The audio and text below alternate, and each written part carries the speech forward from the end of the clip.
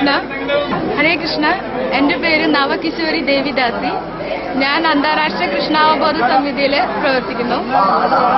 ഞാനിപ്പോ കുറച്ച് നാളുകളായിട്ട് ഇവിടെ അതിരാത്രം നടന്നുകൊണ്ടിരിക്കുകയാണല്ലോ. അപ്പോ നമുക്ക് എല്ലാവർക്കും അറിയാം, ഇതുപോലെയുള്ള യജ്ഞങ്ങളൊക്കെ ഭൂമിയില് സസ്യശ്യാമളാക്കാനും അതുപോലെ തന്നെ സമ്പദ് സമൃദ്ധിക്കും വേണ്ടിയിട്ടുള്ളതാണ്. ഇപ്പൊ ഭഗവത്ഗീതയിൽ അതിന് ഒരു ശ്ലോകം പറയുന്നുണ്ട്. അധ്യായം 3 10ാമത്തെ ശ്ലോകത്തിൽ പറയുന്നുണ്ട്, സഹയജ്ഞ പ്രജാ സൃഷ്ട പുരാവാച പ്രജാപതി. അതായത് ഭഗവാൻ മനുഷ്യരും ദേവന്മാരെയും സൃഷ്ടിച്ചതൊപ്പം തന്നെ യജ്ഞങ്ങളെ സൃഷ്ടിച്ചു എന്നാണ് പറയുന്നത്.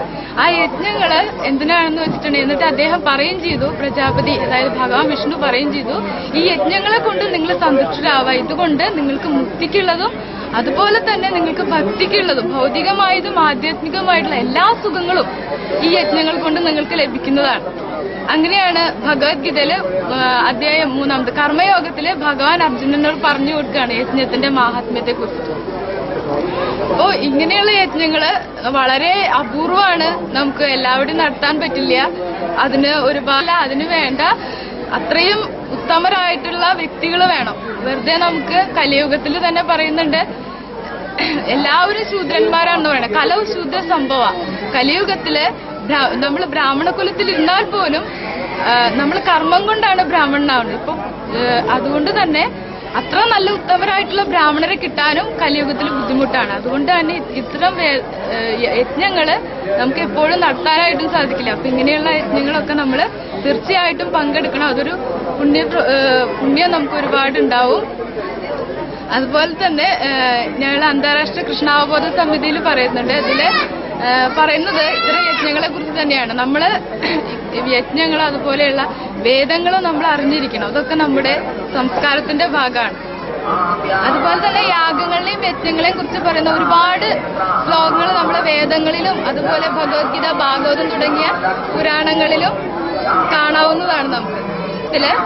നമുക്ക് 12ാം സ്കന്ധത്തിൽ പറയുന്നുണ്ട്, ഹൃദയധ്യായതോ വിഷ്ണു വേദായോ യജതോ മഹൈ ദ്വാപരേ പരിചര്യായാം കലൗ തദ്ദാരി കീർത്തന. അതായത് ഓരോ യുഗത്തിനും ഓരോ ധർമ്മമാണ്. അപ്പോ സത്യയുഗത്തില് തപസ് കൊണ്ടാണ് ആയിരക്കണക്കിന് വർഷങ്ങള് മഹർഷിമാര് തപസ് ചെയ്തിട്ടാണ് ഭഗവാനെ കുറിച്ച് അറിയാനായിട്ടും ഭഗവാന്റെ അടുത്തേക്ക് എത്താനും സാധിക്കുന്നത്. ഇപ്പൊ അതുപോലെ തന്നെ ത്രേതായുഗത്തിൽ വരുമ്പോ നമ്മള് യജ്ഞങ്ങൾ ഇതുപോലെയുള്ള യജ്ഞങ്ങളും നടത്തിയിരുന്നു. അപ്പൊ അന്നത്തെ കാലത്ത് അതിന് പറ്റിയ നല്ല ശ്രേഷ്ഠരായിട്ടുള്ള ബ്രാഹ്മണർ ധാരാളം ഉണ്ടായിരുന്നു, ആധ്യാത്മികതയെ ശരിക്കും അറിഞ്ഞിട്ടുള്ള ബ്രാഹ്മണന്മാർ. അതുകൊണ്ട് തന്നെ ആ കാലങ്ങളിൽ ത്രേതായുഗത്തില് നമുക്ക് യജ്ഞങ്ങൾ നടത്താൻ വളരെ എളുപ്പമായിരുന്നു. ആ ഒരു വഴിയിലൂടെയാണ് അവർ ഭഗവാനെ പ്രസാദിപ്പിച്ചിരുന്നത്. പിന്നീട് ദ്വാപരയുഗത്തിൽ വന്നപ്പോൾ എന്താന്ന് വെച്ചിട്ടുണ്ടെങ്കിൽ വിഗ്രഹാരാധനയാണ്. ഭഗവാൻ കൃഷ്ണന്റെയും വിഷ്ണുവിന്റെയും വിഗ്രഹങ്ങള് വെച്ച് പൂജിക്കുക, ക്ഷേത്രങ്ങൾ നിർമ്മിക്കുക. ഒരുപാട് ക്ഷേത്രങ്ങളുണ്ട് ദ്വാപരയുഗത്തില് നിർമ്മിച്ചിട്ടുള്ള ക്ഷേത്രങ്ങളുണ്ട്. പിന്നെ കലിയുഗത്തിൽ വന്നപ്പോൾ ഇതൊക്കെ നമുക്ക് ചെയ്യാനായിട്ട് വളരെ ബുദ്ധിമുട്ടാണ്. കലിയുഗത്തിൽ നമുക്കറിയാം വളരെ ബിസി ആയിട്ടുള്ള ഒരു യുഗമാണ്. അതുപോലെ തന്നെ മനസ്സ് കോൺസെൻട്രേറ്റ് ആയിട്ട് ഇരിക്കാനും അതുപോലെ ഇങ്ങനെയുള്ള ശ്രേഷ്ഠരായിട്ടുള്ള ആധ്യാത്മികതയെ കുറിച്ച് നന്നായി അറിഞ്ഞിട്ടുള്ള ബ്രാഹ്മണരും കുറവായതുകൊണ്ട് കലിയുഗത്തിൽ ഭഗവാൻ പറഞ്ഞിരിക്കുന്ന നാമസങ്കീർത്തനം കൊണ്ട് മാത്രം നമുക്ക് ഭഗവാന്റെ അടുത്തെത്താം. ഈ സത്യയുഗത്തിൽ തപസ് കൊണ്ടും ത്രേതായുഗത്തില് യജ്ഞങ്ങൾ കൊണ്ടും ദ്വാപരയുഗത്തില് ക്ഷേത്ര നിർമ്മാണം വിഗ്രഹാരാധന കൊണ്ടും കിട്ടുന്ന അതേ ഫലം നമുക്ക് കലിയുഗത്തില് ഭഗവാന്റെ നാമസങ്കീർത്തനം കൊണ്ട് മാത്രം ലഭിക്കുന്ന പറയുന്നത്. നാമസങ്കീർത്തനവും ഒരു തരം യജ്ഞമാണ്. നാമസങ്കീർത്തന യജ്ഞം അത് 500 വർഷങ്ങൾക്ക് മുമ്പ് ഭഗവാൻ കൃഷ്ണന്റെ അവതാരമായിട്ടുള്ള ചൈതന്യ മഹാപ്രഭു വന്നിട്ട് നമ്മളെ പഠിപ്പിച്ചു നാമസങ്കീർത്തനത്തിന്റെ പ്രാധാന്യത്തെ കുറിച്ച്. നമുക്ക് എല്ലാവർക്കും അറിയുന്ന മന്ത്രമാണ് ഹരേ കൃഷ്ണ കൃഷ്ണ കൃഷ്ണ ഹരേ ഹരേ, ഹരേ രാമ രാമ രാമ ഹരേ ഹരേ.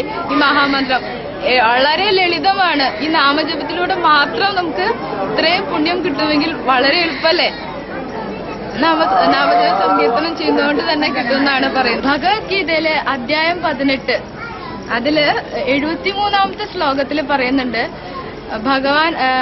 ഭഗവത്ഗീത ഉപദേശിക്കുന്നുണ്ടല്ലോ, നമ്മളെ പോലെയുള്ള നമ്മൾ ഓരോരുത്തരും അർജുനന്മാരാണ്. ഈ ദുഃഖസാഗരത്തിൽ അതുപോലെ ഈ സമൂഹത്തിൽ എന്ത് ചെയ്യണം എന്ത് ചെയ്യണ്ട എന്ന് അറിയാനായിട്ട് അറിയാതെ ഉഴലുന്ന ആളുകളാണ് നമ്മൾ. എന്താണ് സത്യം എന്താണ് അസത്യം എന്ന് അറിയാതെ അർജുനനെ പോലെ നമ്മള്